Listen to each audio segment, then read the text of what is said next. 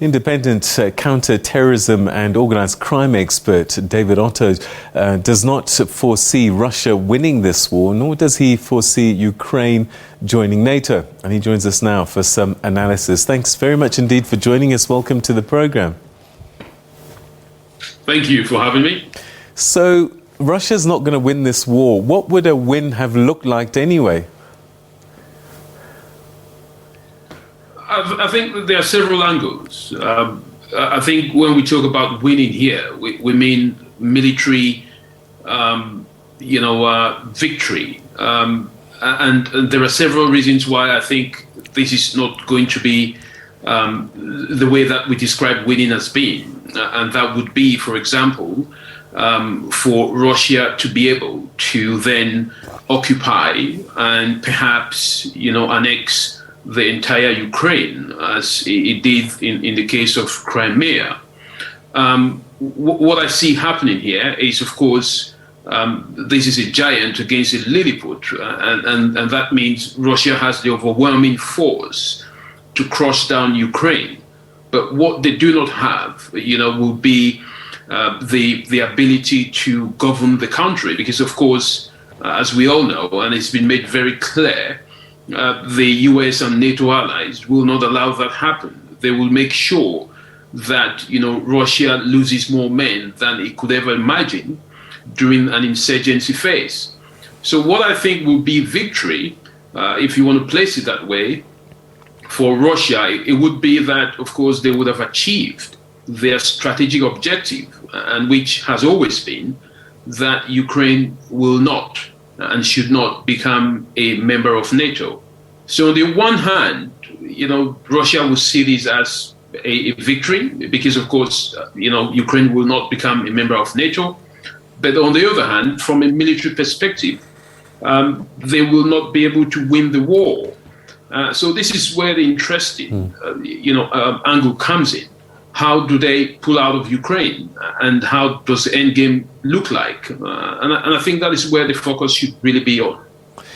All right. So why will Ukraine never want to join NATO? Is it because now Russia has proved that if you disobey us, this is what we'll do? Will Russia do this again if Ukraine in a few years' time tries to suggest or move towards the West?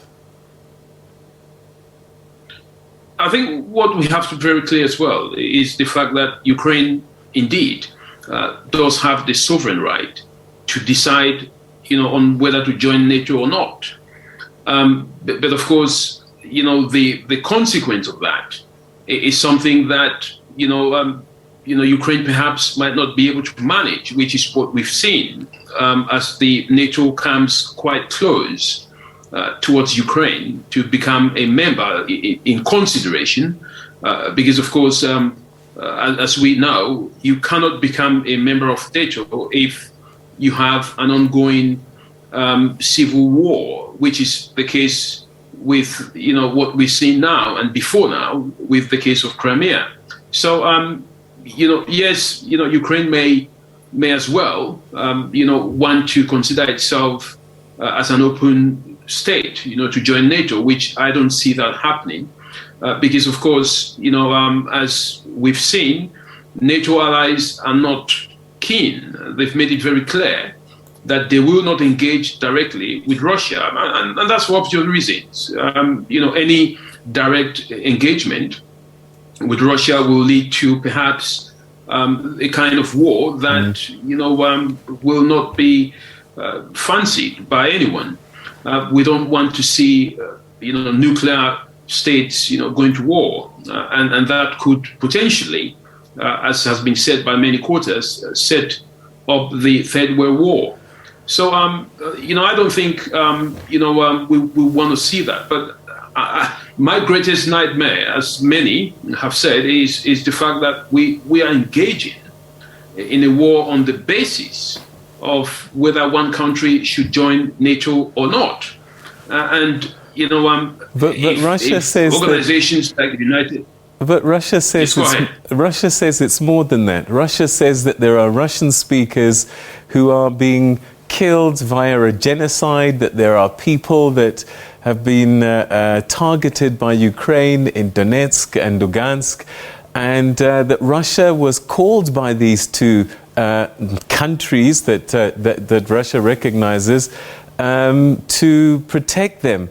And so it may be that NATO is the real story, but they also have another narrative which doesn't go away with Ukraine just saying we won't join NATO.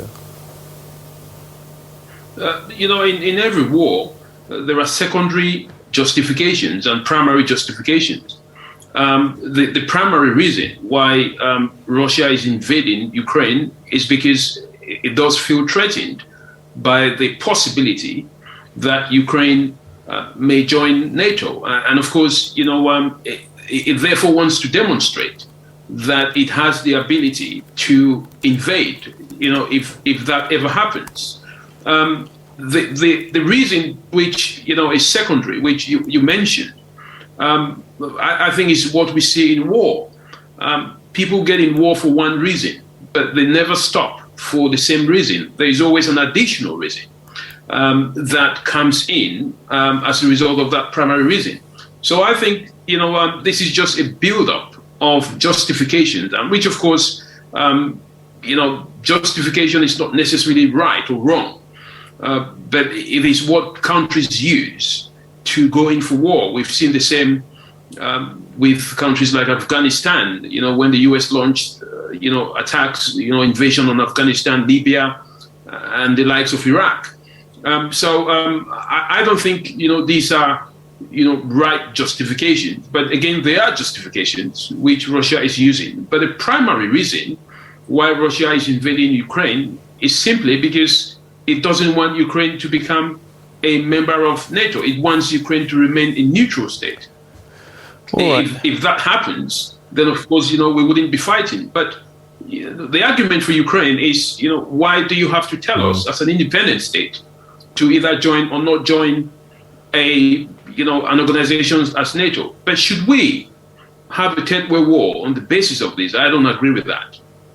All right, so help us understand, because Ukraine is in between NATO states and Russia, and so it's a buffer in a sense.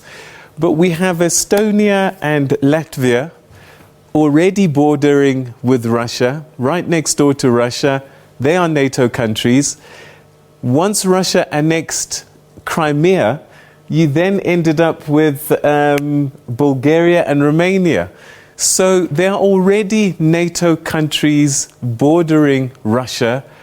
What difference is one more going to make if there are 4 already that are on the border with Russia? I think the question that Russia will be thinking is, where do we draw the line? I mean, as you rightly mentioned, if they've had all these, former Baltic states, that were previously in the USSR, if they've become members of NATO, then where does the line end? And perhaps, for Russia, NATO, coming towards Ukraine is the red line. Is perhaps the last man standing.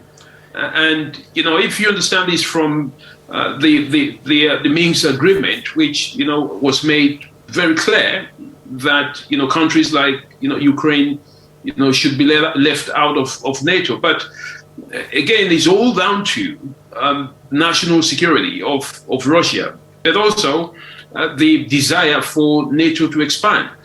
I mean, as a solution provider, I think it's entirely reckless, for either NATO or Russia to go into war, as we see in the case of Ukraine, on the basis of whether Ukraine should become a member of NATO or not. But I give the argument always that, being on the side of humanity and being on the side of the innocent people that have been killed in Ukraine, I would settle for Ukraine being a neutral state rather than the world going into war on the basis of Ukraine joining NATO. So where do we know where Russia will draw the line? Because some people might say they've tested the waters in Ukraine. Let's go after Latvia and Estonia now. What's to stop them? The same argument was made, when Latvia and Estonia joined NATO. And the question was, where do you draw the line? Do you then allow NATO to go further, or do you allow Russia to let Ukraine go towards NATO? So it's a question of national security. I think you quite remember in 1964, during the Cuban Missile Crisis, the United States, did not fancy the fact that Russia, had placed its missiles in Cuba, and that was taken as a red line. And because Russia did not do the same with Latvia and Estonia, as you rightly mentioned, does not preclude them from doing what they are doing in Ukraine. But the point that I make is that there is no justification for invasion.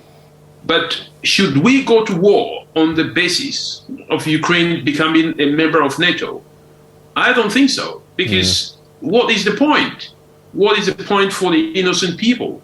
I think, we should be more sensible in the 21st century that, countries, the big boys they call themselves, are letting the world down. We need a league of small nations, to counter all this trajectory, because humanity is in the brink of a nuclear war on the basis of a membership of NATO. All right, perhaps one final question. When Vladimir Putin looked to getting into Ukraine, he knew there would be a global outrage. Has he miscalculated the level of outrage and the reaction? And China being the big friend, perhaps he thought he'd get more support. China hasn't condemned Moscow, but it certainly hasn't broken over backwards to help Russia. I think Vladimir Putin made a strategic error. And I think the error that he made was that he was lured into NATO by the West. He was led into Ukraine by NATO and the West in such a way that he never expected. The fact that he invaded Ukraine was a trap, that was set for him by NATO and the US, because they knew that immediately he did that, then all sorts of sanctions will follow. I mean, this is not just a military war. I mean, there are economic sanctions, as you know. The war involves misinformation and disinformation. There are all sorts of dynamics, which, I think Vladimir Putin did not think about. He's now been isolated, and the US is pushing for no neutrality in terms of, the likes of China. But, it's very clear. I think what we shouldn't be doing is beating the drums of war. What we should be looking for is how to end this war, because the worst case scenario is that Vladimir Putin is pushed so much to the wall that he decides to deploy his nuclear warheads. And this is where the danger is. I think, it's come to the point where there should be some level of intercession to make sure that, this war doesn't go any further. But Ukraine is taking the biggest brunt, when indeed, perhaps NATO is not even interested in Ukraine becoming a member. All right. David Otto, always good to talk to you. And we certainly hope for the millions of people in Ukraine that a solution is found soon so that lives can be saved. But thank you so much for your insights as always. Thank you. Thank you. All right. That's independent counter-terrorism and organised crime expert David Otto speaking to us about the situation in Russia and Ukraine. And he says this isn't a war that anybody can win, and it's certainly not a war that people need to be going into, because we can't be having nuclear wars as a result.